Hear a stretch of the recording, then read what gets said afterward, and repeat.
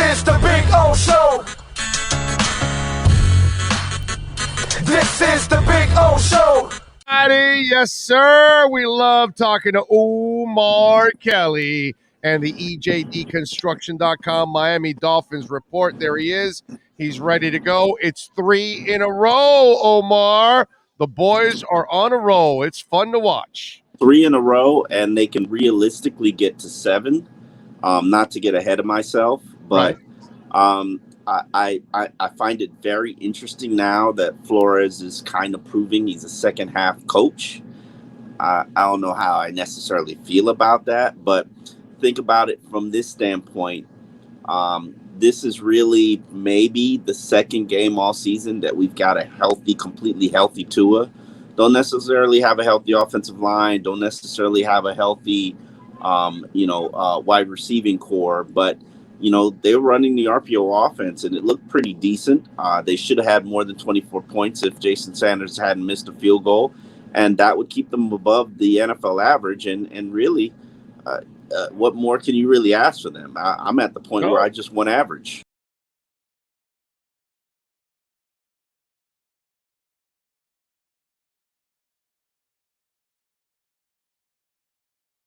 No, I think, overall, look, I told you, either last week or the week before, Gesicki and Waddle would be Pro Bowl caliber players if they were on a real offense, if Sean Payton got a hold of them. You know what I mean? But for now, they're overcoming, stuff, and they're finding ways to make plays. Even a Matt Collins, who I've been wanting to see a lot more on the field because he's reliable, Omar. It's what I love about Matt Collins, the man. Energy, the intensity, whether you like it or not. like You can't the blocking.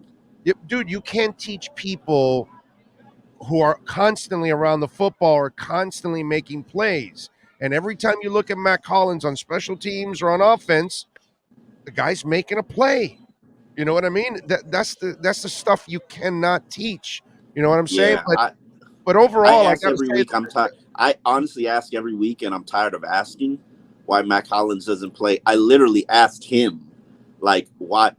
Dude, are you practicing poop? What is going on? Why you don't play more? And he's like, I don't even care. I just, when my number's called, I play. But it don't make no sense to me. And I know you love Gesicki, but I'm sorry. They use Gesicki as a split end, and I don't know why Matt Collins isn't your split end. Dude, on this team, Waddle, Gesicki, and Hollins are supposed to be your starters, my brother. That's it. It ends there. Those are your 3 best and most reliable players down in and down out all season long. Period.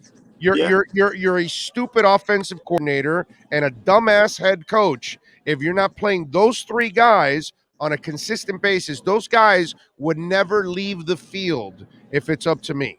Seriously. I don't know how you could pull that off without a real tight end, but yes, I hear where you're coming from.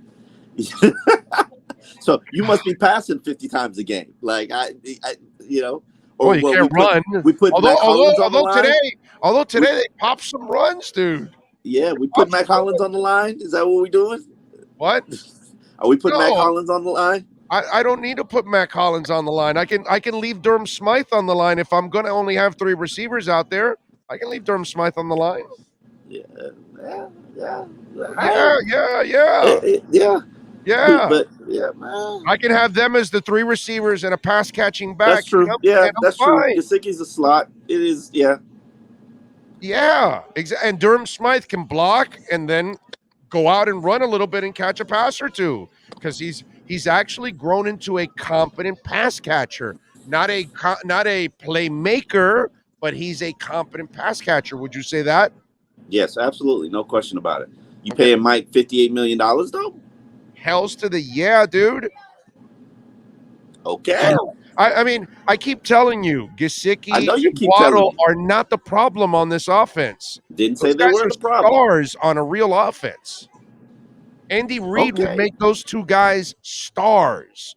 You put those 2 guys instead of, put Gesicki instead of Kelsey, and you get Waddle and take him and put a instead of Hardman, put Waddle, and those 2 guys are stars on that offense. I maybe Waddle. Gesicki's a no for me. Gesicki makes Just plays on no offense. Okay, who the hell almost finishes off a one-handed hat trick in football? Very few people do that, man. That's playmaking, Omar. That's special. it is. Special. He is a playmaker. He is a playmaker. So, what do you think Andy Reid or Sean Payton would do with a guy like Gesicki, my brother? I'm dying to see what Mike Gesicki does for another team. That's where I am. I'm not. No, don't be a jerk. I want to see. No, I want to see him here in the honor roll at the end of his career. What are you talking? Why do I want to see him? No, I'm tired of that, Omar. I don't want to see Dolphin players leave and become stars somewhere else. You want you him are to the become same Wes guy who Welker somewhere complained else. about. Oh no, I'm not going to overpay for Jarvis. I'm not going to overpay for Yeah, but Olivier Vernon. Jarvis is a chain mover. This kid is a playmaker. That's So, different. so is Gesicki. He's a chain Jarvis mover. wanted Gesicki doesn't number. score touchdowns.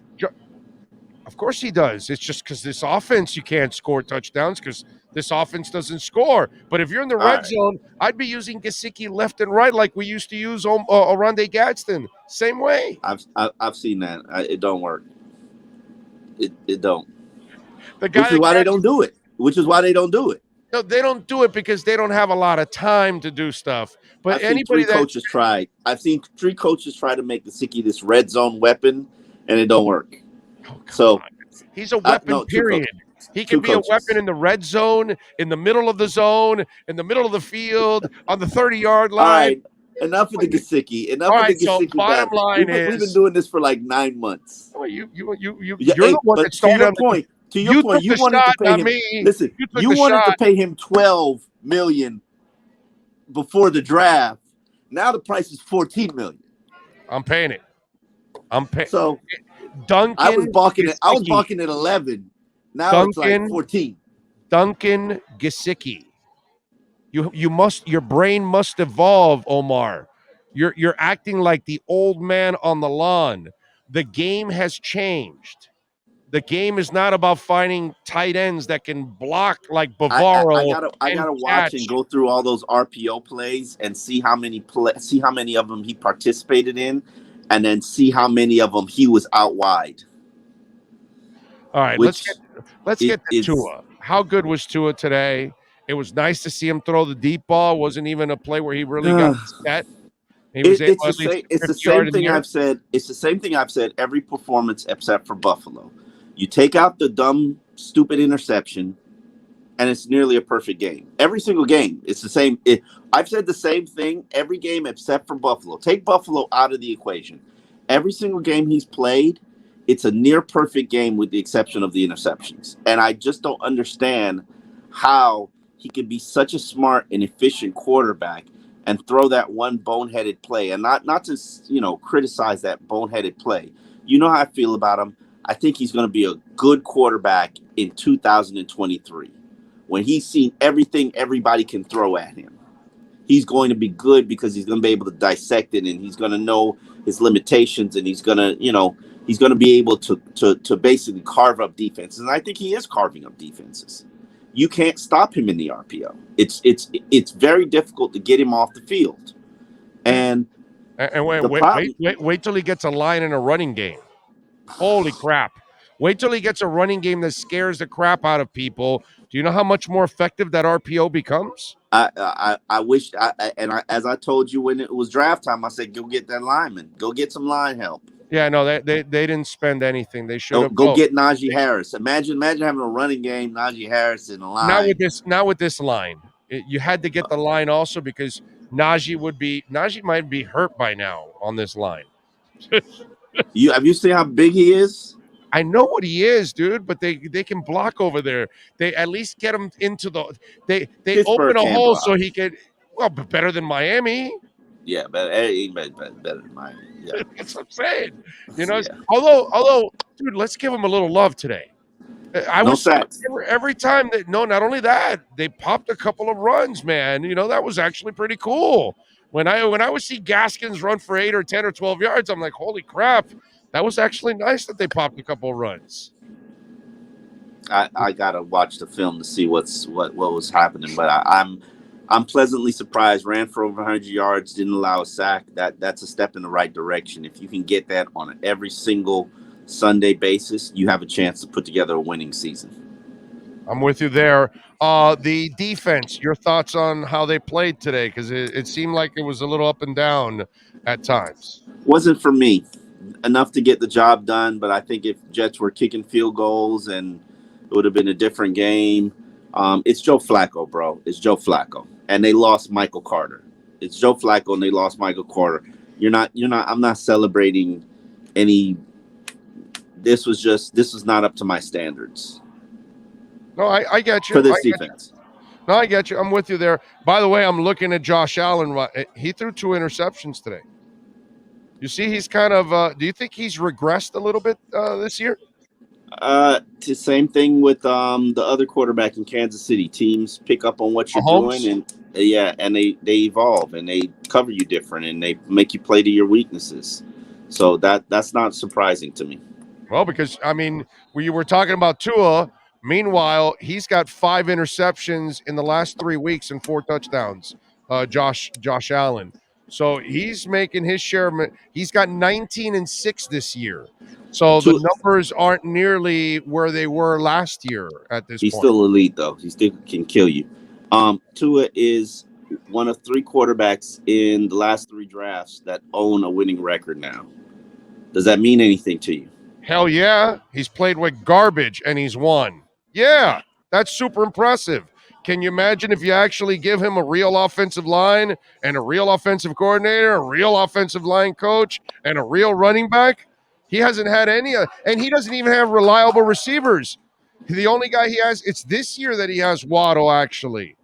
That's the other thing that he needs. Yeah. Reliable receivers, Gesicki. So you don't. Yeah, and that's another. I said receiver. Well, tight. I know. I get it. Yeah, you're playing the word game on me. I caught you. I caught you with your pants down. I got you. You're calling receiver. You're calling Gesicki a receiver. But either way, how can you not be impressed that a kid has a winning record with mediocre coaching and mediocre talent around him? I find that to be impressive. Yeah, I think there's. And I asked him a question, like, there's a lot to winning in the NFL. And if you look at all these young quarterbacks from 2019 class, 2020 class, 2021, and we can even go to 2018 class because, that Baker Mayfield, Josh Allen, Josh Rosen, was it Sam Darnold in that class? Mm-hmm. That class don't look like it's like super, So don't sit there. Oh, Lamar Jackson's in that class. Don't sit there and crown him because it's not easy to be starting quarterback in the NFL. Exactly, but a winning one, like what you're talking about, Tua with the 1 interception. Well, Joe Burrow, 2 interceptions last week. 3-1 the week before, 3-1 the week before that, 3-1. Yeah, I mean, I factor in Joe Burrow. Joe Burrow doesn't have a winning record. I know, but what I'm saying is he's thrown 7 interceptions in the last 5 weeks. You know what I mean? It's not an easy position. Tua's like that too. Yeah. Yeah, right. That's what I'm saying. Because it's kind of normal that a young quarterback will force an issue every once in a while, will make a bad throw, things like that. With Tua, it's not even force an issue. It's just that was a bad throw. That one's sailed over. Yeah. It's like what's going on? What are you thinking? Like, what are you doing? That happens to a lot of quarterbacks where they have a brain fart. Even really good quarterbacks have a brain fart overall. But that brain fart didn't lead to you losing, at least. You know what I'm saying? I will say this. I'm not the biggest Tannehill fan, but he didn't throw. I don't remember those great. He doesn't do that. He doesn't do it. Yeah, I don't remember the brain fart throw. But wait a minute. But you know why that doesn't happen to him? Because he has no cojones. Because he plays conservative. Because he's not willing to take chances, and that's why he lost. That's why he lost to Houston today. He's got like a ridiculous 4th quarter record right now. Like it's like mind-numbingly good. Like he's like the best 4th quarter quarterback in the NFL, It like blew my mind when I saw it. I don't, I can't. That's when Derrick Henry was playing. Not anymore. Not anymore. That's not happening anymore. Did Okay, he that's win or not lose happening today? anymore. Huh? Did he win or lose today? They lost to Houston, bro. They lost to Houston. He isn't anything without Derrick Henry. You want me to? Here. 22-13. The Texans beat the Titans today. Ryan Tannehill threw 1 touchdown and 4 interceptions today. You want brain farts? Why don't you go watch Tannehill today? 4 interceptions. 4 interceptions. 4 Why his interceptions. interceptions are always. By the way, for the season, he has 12 touchdowns and 8 interceptions. Now that there's no Derrick Henry, they're now seeing what I've been talking about forever. Okay, this guy is a game manager on his best day. Watch him take this team to like the him alone take this team to like the AFC Championship game. It's just to haunt Dolphin fans. Hell no. This week 1-4. Last week 1 touchdown, no interceptions. Okay. The week before 1 touchdown, 1 interception. The week before that 3 touchdowns, 2 interceptions. The week he's before gonna manage the crap out of games. Yeah, exactly. I mean, he's thrown 5, but that's 7, what Tua is. That's what Tua is now. He's thrown 9 interceptions in the last 6 weeks. That's what Tua is now, though. Tua's he doesn't throw that many interceptions. Right? Has he thrown that many? I think he's probably at 7. He's at 6 or 7 in his very limited starts. Okay, he's got 7 touchdowns, 5 interceptions, and his game log as of late: 2-1, 0-0, 0-1, 4-2, 2-1, 0-0, 1-1. So there you go. That doesn't count what? No, that doesn't count what he did today. He's 2-1. Yeah, no, I'm counting the 2-1 today. Okay, yeah. All right. Yeah, I'm counting the one. He's thrown 7 and thrown 5 interceptions in the process. Yep. Mm-hmm. Yep. So, I thought he played all right today, man. I thought he did a really good job overall. Dude, what's going on with Jason Sanders? Is it just one of those kicker mental things? I don't have a clue. I mean, the wind here swirls, so.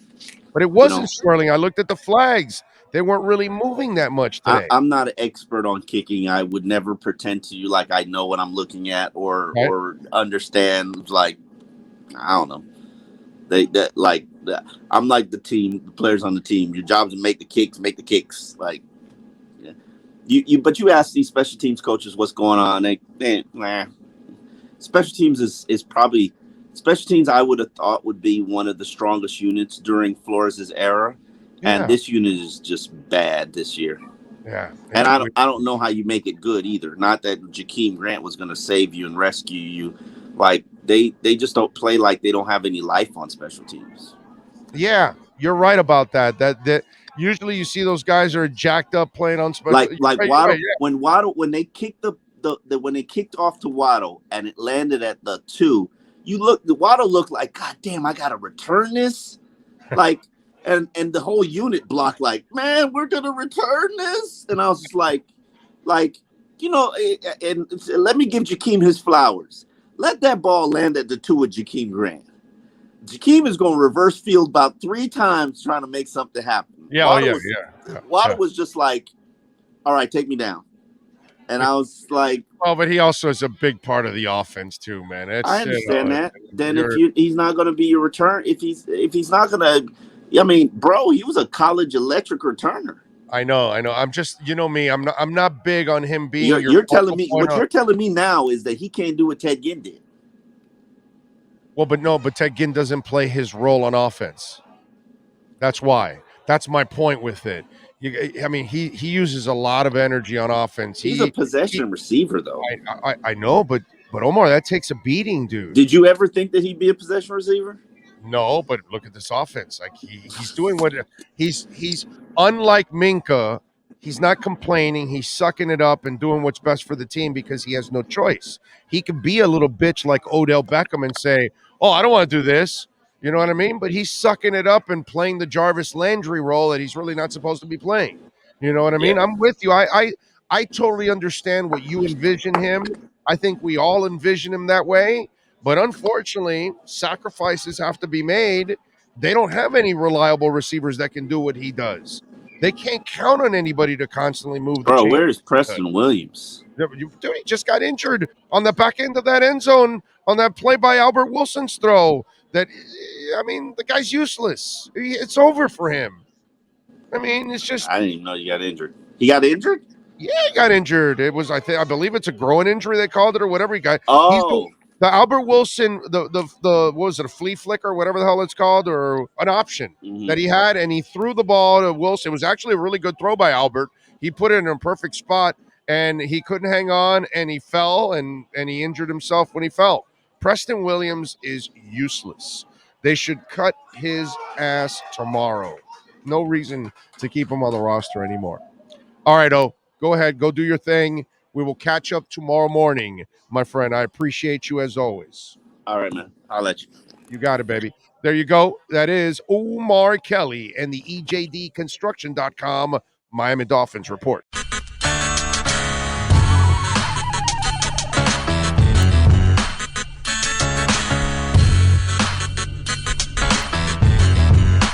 This is the Big O Show.